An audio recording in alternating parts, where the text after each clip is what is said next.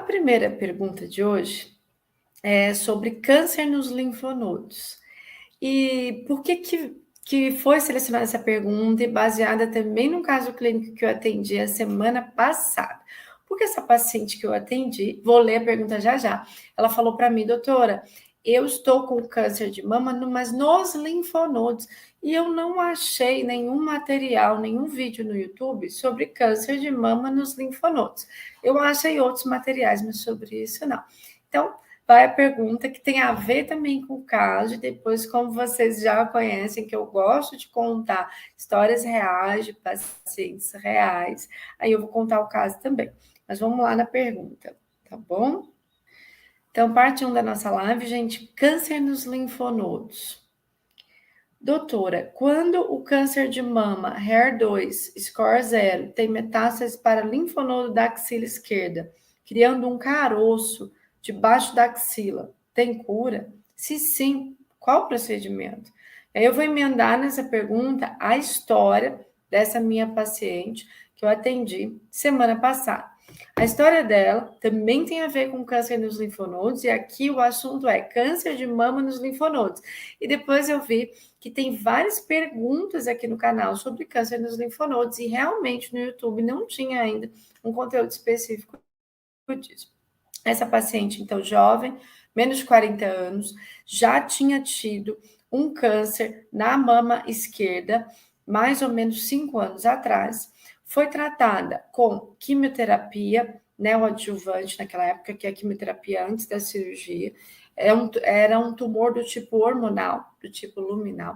A paciente foi operada e fez a hormonioterapia durante 5 anos. E ficou em remissão.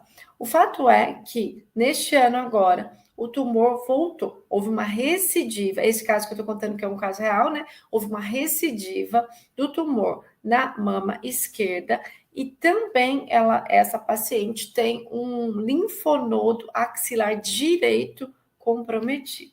E aí ela me procurou para essa consulta de segunda opinião. Aí ela me disse, doutora, eu não estou entendendo o que quer dizer isso. Eu tenho, então, uma recidiva de um câncer na mama esquerda, porque eu já tive um câncer no passado, e tenho um linfonodo do outro lado, do lado direito. O que é isso? É uma metástase? É um outro tumor? Então, vamos explicar o que é isso. E aí, vou esmiuçar essa primeira pergunta aqui sobre os linfonodos também.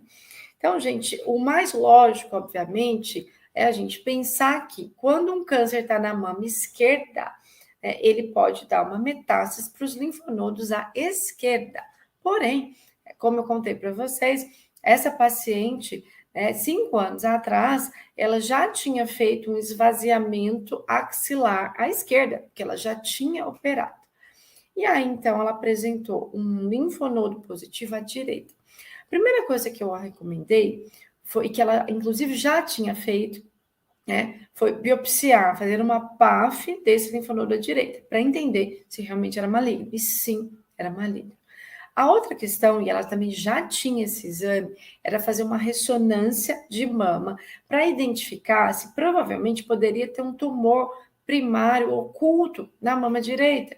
Porque muitas vezes, muitas vezes não, algumas vezes, pode ocorrer de um tumor de mama, que a gente pode falar de tumor de mama primário oculto, não aparecer nos exames convencionais e a gente conseguir identificar só na ressonância. Mas essa paciente também já tinha feito a ressonância de mama e não tinha tumor primário oculto na mama direita.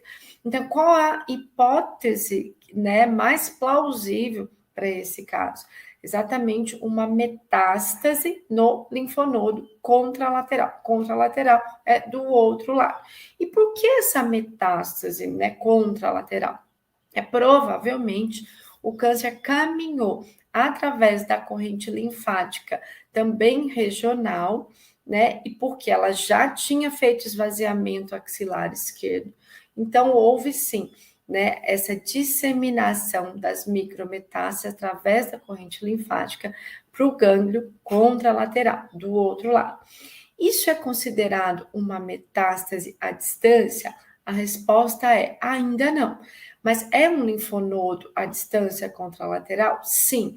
Mas pode ter cura essa metástase no linfonodo contralateral? Sim. Em qual situação, então, essa paciente pode ser curada? Essa paciente, ela vai precisar fazer uma cirurgia, tanto da recidiva do câncer da mama esquerda, que tem um tumor na mama esquerda, que ela já tinha tido um tumor anteriormente, foi então o que chamamos de recidiva tardia. E também precisará fazer o esvaziamento axilar da mama direita.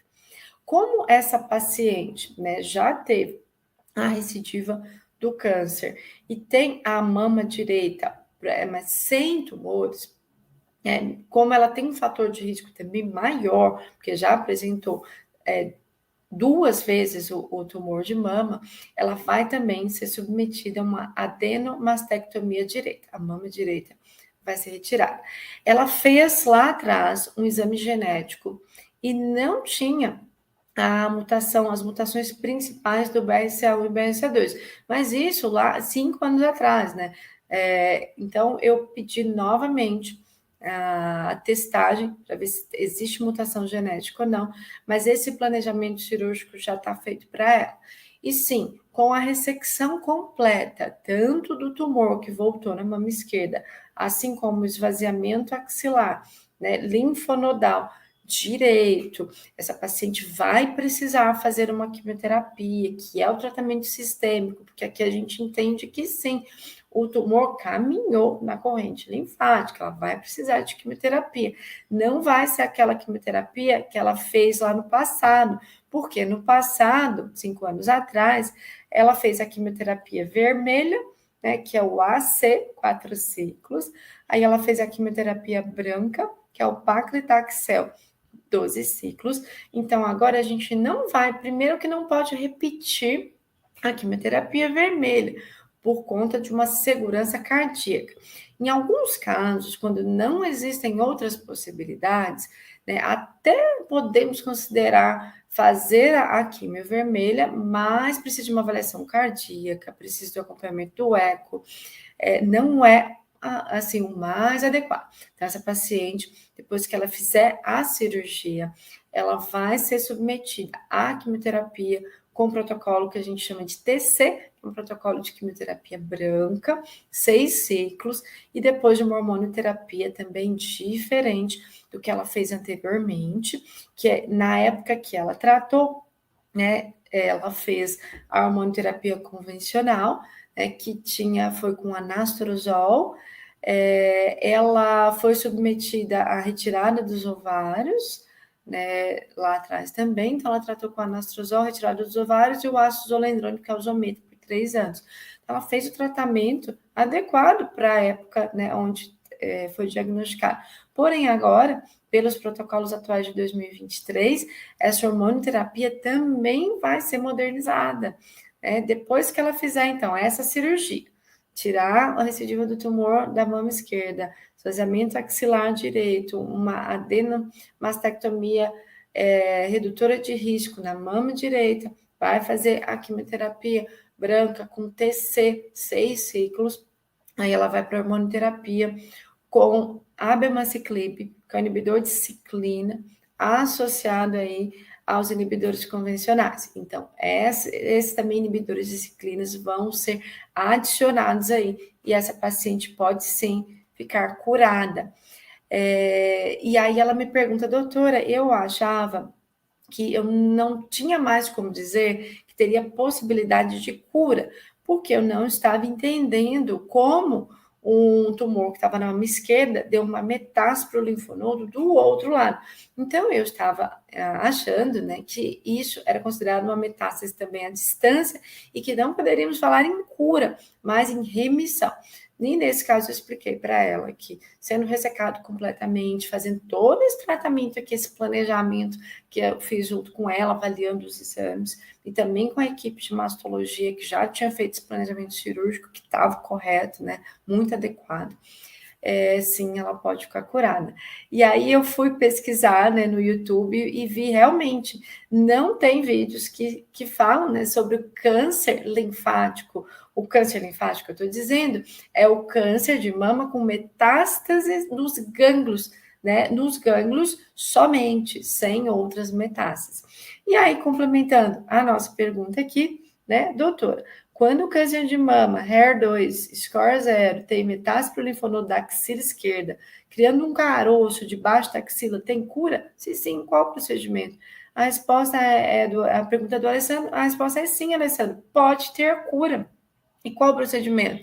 Exatamente isso que eu contei aqui para vocês. Primeira coisa, né, para saber se tem cura ou não, precisa saber se o câncer está localizado, só no linfonodo, na mama, se não tem nenhum outro ponto de metástase em algum órgão ou no osso, enfim, tem que fazer os exames de estadiamento, né, que é tomografia ou PET scan, dependendo de cada caso aí. E aí, considerando então que esse tumor está localizado só na mama e no linfonodo, a paciente então vai precisar ser tratada sistemicamente com quimioterapia. E aí, em alguns casos, essa quimioterapia, né, eu digo na grande maioria dos casos, essa quimioterapia vai ser feita antes da cirurgia. A gente só não faz essa quimioterapia antes da cirurgia em alguns casos específicos, como o caso dessa paciente que eu contei, ela foi um pouco resistente à quimioterapia anterior, era um tumor do tipo hormonal, então tem que avaliar primeiro qual é o tratamento adequado. E quando tem gânglio positivo, muitas vezes, né, pelos protocolos de 2023, eu sempre cito aqui quando que eu estou gravando essa live, porque os protocolos mudam e eles evoluem, né, mas hoje, na grande maioria dos casos, exceto os tumores do tipo luminal A, a gente, quando tem um linfonodo positivo, quando tem esse caroço aí, esse gânglio debaixo da axila, inicia com a quimioterapia neoadjuvante, que é a quimio antes da cirurgia. Então, essa paciente, depois da quimioterapia, provavelmente vai ser operada, né? E aí, depois, vai ver qual que é o subtipo do câncer de mama, para ver se tem tratamento complementar, a radioterapia. Então, existe, sim, a possibilidade de cura quando a metástase é em linfonodo exclusivamente. E aqui eu estou falando de linfonodo axilar. Já tive também pacientes curadas com linfonodos cervicais positivos, linfonodos supraclaviculares em cima da clavícula. Então, sim, é possível. Essa foi a pergunta número 1 da nossa live. E quem quiser deixar perguntas, gente, no YouTube, vocês podem deixar as perguntas, mas fiquem a live inteira, né? Eu vou responder as perguntas no final da live de quem estiver aqui acompanhando a live inteira. Peço que vocês também curtam, deixem comentários, compartilhem essa live. Aqui tem um aviãozinho no Instagram. Mandem um aviãozinho aí para no mínimo 5 pessoas. Vamos chamar o pessoal. Quanto mais gente tiver ao vivo, tanto no Instagram quanto no YouTube, mais o YouTube e o Instagram vão entender que esse canal faz diferença e vão disseminar essas informações. Então, vocês que estão aqui na live podem ajudar, porque eu estou doando meu tempo aqui e eu adoro fazer isso que eu estou fazendo aqui, mas eu conto com a ajuda de vocês para divulgar o canal, para compartilhar, para deixarem likes, para deixarem comentários aqui, tá bom, gente? Por favor.